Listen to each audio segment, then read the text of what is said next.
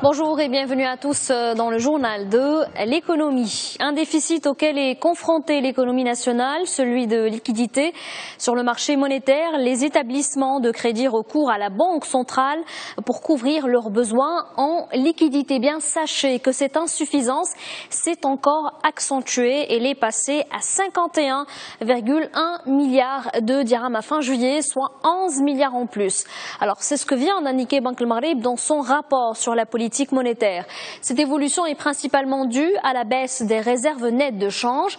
S'ajoute aussi l'accroissement de la circulation fiduciaire. Ces opérations ont entraîné la détérioration des conditions de liquidité.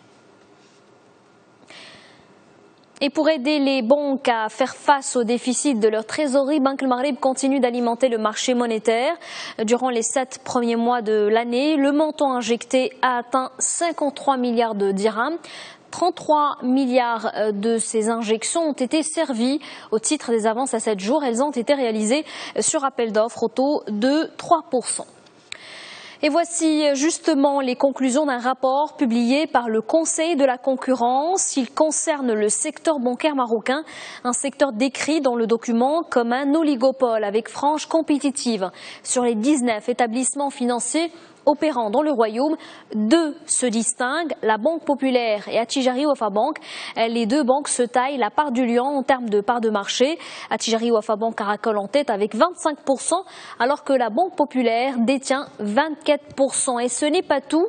Le rapport parle d'un marché concentré avec 2 opérateurs, Attijari et la BCP, qui totalisent près de 50% du PNB sectoriel.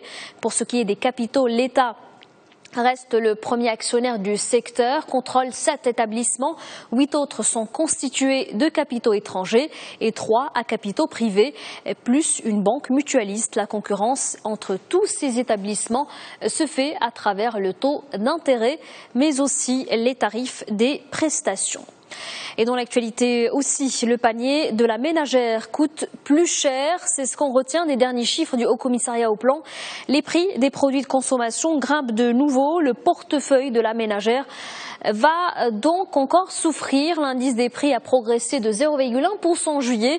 Bien que timide, cette hausse concerne presque toutes les catégories, allant des poissons et fruits de mer aux viandes et passant par les fruits avec une hausse de 0,4%. À l'exception des légumes, leur prix a baissé de 5,5%. Celui du thé, café et cacao a reculé de 1,7%. Et pour ce qui est de la répartition géographique, Tétouan et Rabat sont les plus touchés par cette hausse, suivis de Gmim, Marrakech et Laayoune.